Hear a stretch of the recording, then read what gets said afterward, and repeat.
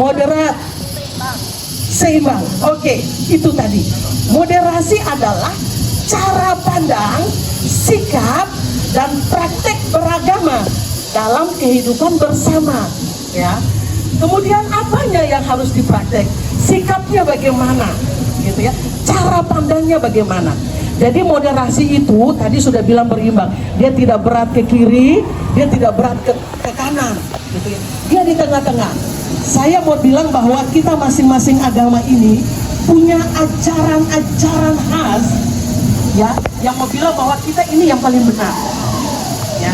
Kalau saya di Kristen, saya mau bilang bahwa ada dalam kitab suci saya bilang begini, tidak ada seorang pun yang datang kepada Bapa kalau tidak melalui Yesus. Itu ekstremismenya agama saya, bahwa tidak ada agama apapun, gitu ya, tidak ada ajaran agama apapun yang bisa mengantar kita kepada Tuhan kalau tidak lewat Yesus. Saya percaya bahwa masing-masing kita punya ajaran itu. Tetapi pertanyaannya, apakah sikap itu ketika dibawakan dalam kehidupan bersama, apa yang akan kita dapat? Pasti kehancuran, ya. Tidak akan aman, tidak akan damai, ya. Oleh karena itu mau dikatakan bahwa moderasi beragama adalah perekat semangat antara agama. Kemudian timbul pertanyaan, apa sih moderasi beragama itu? Kebanyakan dari teman-teman di luar di sana dia bilang begini, ada tuduhan bahwa ketika Kementerian Agama mencanangkan tentang moderasi beragama itu, ternyata ada yang mengatakan bahwa moderasi beragama itu proyek untuk mendangkalkan agama. Nah, proyek untuk mendangkalkan agama. Oleh karena itu, kita yang ada dalam Kementerian Agama ini harus memiliki respon cepat, ya, supaya menjawab bahwa ini bukanlah proyek, ini adalah perhatian pemerintah terhadap seluruh kehidupan umat beragama. Nah, teman-teman, ada indikator dalam moderasi yang beragama. Yang pertama, indikator yang pertama adalah komitmen kebangsaan.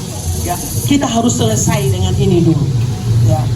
Berbicara tentang beragama, kita harus ingat bahwa kita ini punya negara satu, bangsa dan negara yang Indonesia sudah selesai. Ya, komitmen kebangsaan. Yang kedua, indikator yang kedua adalah toleransi. Ya, berkembangnya cara pandang, sikap, praktek beragama yang berlebihan, ya, yang ekstrim, ya, yang mengesampingkan martabat kemanusiaan dan kemaslahatan. Ini ternyata yang menjadi alasan kenapa moderasi beragama ini harus terus dikembangkan. Ini buku satu saya juga punya buku satu. Ya, itu yang pertama. Ya, ada pandangan-pandangan ekstrim yang berkembang, ajaran-ajaran yang ekstrim yang berkembang di antara kehidupan bersama kita. Tadi ekstremisme saya adalah tidak ada orang yang bisa datang kepada Tuhan masuk surga kecuali Yesus. Ya, apakah sikap itu pantas? Ketika saya katakan kepada Pak TU, Bapak tidak selamat, ajaran agama Bapak salah, hancur kita. Ya, sudah dibuktikan. Kalau teman-teman, Bapak Ibu Saudara-saudara mungkin mengingat tentang kasus kerusuhan Ambon. Saya salah satu korbannya. Ya, saya ada di sana. Jadi saya sudah menikmati bagaimana menderitanya orang ada dalam suatu sikap kerusuhan. Saya korbannya, rumah saya juga dijarah dan dibakar. Saya datang ke Bali cuma dengan jin satu, karena waktu itu sudah beli tiket dan rumah saya dibakar waktu itu. Ya, tapi puji Tuhan, ya, Tuhan pelihara luar biasa. Sekarang saya sudah punya jin beberapa, ya, malah saya bertumbuh terus ke samping. Ketika saya ada di Tabanan, ya, saya masih agak ramping sedikit. Nah, saya mengalami hal yang luar biasa karena ibu-ibu ini, ya, saya suka berkunjung ke ruangan Bimais, apa yang bisa saya selesaikan, gitu ya. Hasilnya ini saya bertumbuh ke samping. Terima kasih untuk teman-teman di Kemenang Tabanan, ya, luar biasa. Saya katakan bahwa saya ketika di sini saya tidak cari teman, saya tidak mau cari teman di sini, tapi saya mau cari saudara. Ketika kita ada dalam pemikirannya itu, saya percaya kita aman-aman saja, kita damai-damai saja. urusan kita dengan Tuhan itu adalah urusan pribadi kita, ya. Itu hak masing-masing kita. Jangan kita sama-samakan. Yang beda jangan disamakan, yang sama jangan dibedakan, gitu ya. Yang kedua, mengapa moderasi beragama ini harus terus digaungkan? Karena ternyata ada berkembangnya klaim, ya, atau klaim kebenaran atau subjektif dan pemaksaan kehendak atas tafsir agama serta pengaruh kepentingan ekonomi, politik yang berpotensi memicu konflik. Tadi saya sudah bilang, kerusuhan Ambon contohnya, Poso. Sampai waktu di Ambon itu saya sudah hafal, Pak. Bunyi tembakan itu saya tahu. Itu jenis senjata apa saya hafal. Ya, ransel itu selalu ada di bahu waktu tidur pun. Karena kalau bunyi tong-tong-tong harus lari. Kami lari mengungsi sampai di sekolah, bom jatuh situ mengungsi lagi, gitu ya. Jadi hidup kalau dalam kerusuhan itu tidak aman, tidak baik, ya. Puji Tuhan, Tuhan pulihkan trauma saya ketika ada di Batu. Kalau seandainya saya masih ada di Ambon, berarti saya lihat Mbak Bibi sebagai ancaman saya, musuh saya, gitu ya. Ketika saya ada di sini kan aman, beliau saya juga cari makan di sana kok di ruangan.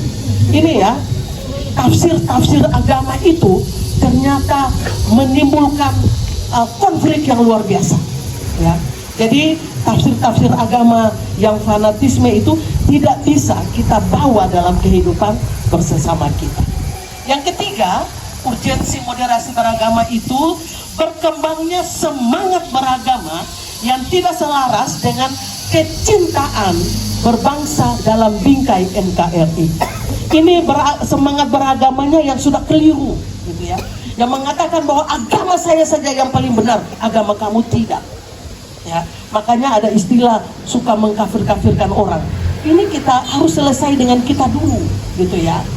Kalau semua pegawai Kementerian Agama sudah paham tentang ini, maka saya percaya garis rumput itu juga akan bisa memahami. Kalau kita belum paham, maka kita juga akan terpapar dengan paham-paham radikalisme ini. Ya. Yang ketiga adalah itu tadi ya. Yang keempat, urgensi moderasi beragama menyelaraskan agama dan negara. Agama dimasuk-masukkan dalam politik, ya. Agama dimasuk-masukkan dalam layanan publik. Agama dan hukum, agama dan ekspresi publik. Ini ternyata bahwa isu agama ini sangat luar biasa.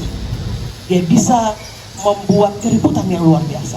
Jadi saya mau bilang, mari kita selesaikan dengan diri kita sendiri. Agamamu, agamaku adalah agamaku. Ya. Tuhan tidak datang langsung bilang, Uce, saya saja yang ikut saya karena saya saja yang mau keselamatan. Tidak. Saya percaya juga Tuhan tidak datang bilang kepada Bapak Ibu secara langsung bahwa saya saja yang benar. Jadi marilah kita mengejawantahkan ajaran agama kita itu untuk diri kita. Kalau dalam Kristen dibilang begini, ada dua hukum. Ya, hukum yang pertama adalah kasihilah Tuhan Allahmu dengan segenap hatimu, dengan segenap jiwamu, dan dengan segenap akal budi. Dan hukum yang kedua itu dibilang kasihilah sesamamu manusia seperti dirimu sendiri. Kalau kita bilang kita kasihi Tuhan, otomatis harus dibuktikan dengan mengasihi sesama. Kita mau bilang mengasihi Tuhan kalau masih benci sesama, apa itu artinya? Ya, kita rajin menjalankan ritual agama sementara kita masih dendam kepada teman yang lain, percuma apa yang kita doakan. Ya, ini prinsip yang ada dalam agama Kristen. Kemudian juga ada dikatakan begini dalam firman Tuhan, ya, dibilang begini, segala sesuatu yang kamu kehendaki supaya orang perbuat kepadamu, perbuatlah demikian juga kepada mereka. Kalau tidak mau dipukul, jangan pukul orang, gitu ya. Kalau tidak mau dicubit, jangan cubit orang. Kalau tidak mau ditempeleng, jangan tempeleng orang. Kalau tidak mau diceritakan orang, jangan cerita orang, gitu ya. Itu maksudnya, gitu ya. Kita tidak mau ini, ya. Kalau tidak mau dijelek-jelekan orang, jangan jelekin orang. Gitu. Kalau kita ada dalam pemahaman yang sama, kita akan bertumbuh terus ke samping, saya percaya. Kita sudah selesai dengan diri kita sendiri. Hidup sudah susah, jangan lagi bikin susah. Gitu ceritanya ya. Jadi Bapak Ibu, saudara-saudara, ada 9 kata kunci dalam moderasi beragama.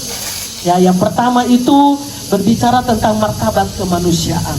Ya, saya hanya mengulang aja kepada Bapak Ibu, saudara-saudara.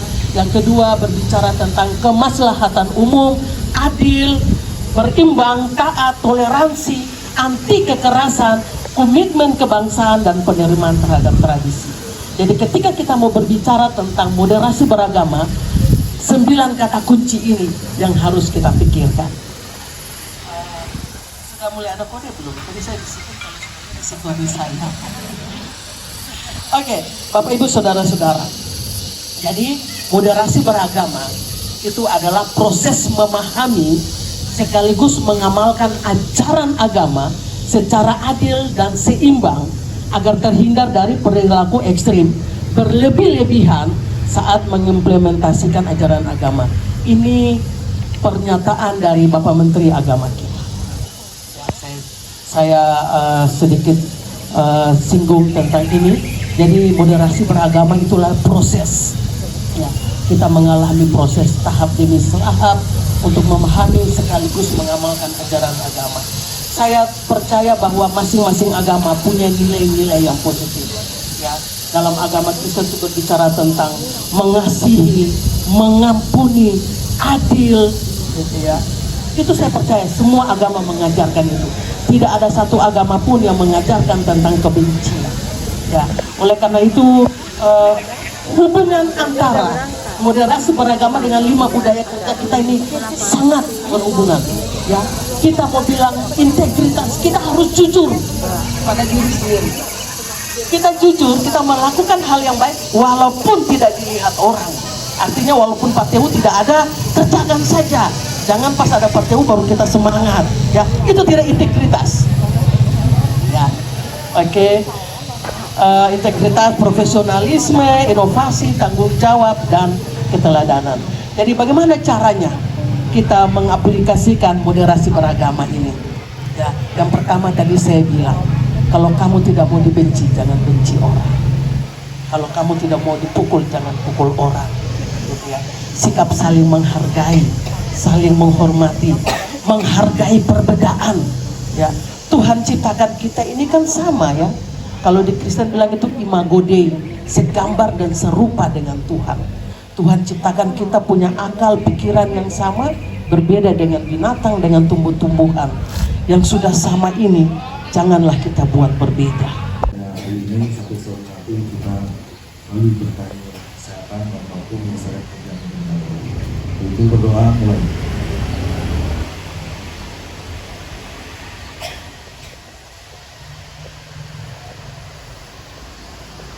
Doa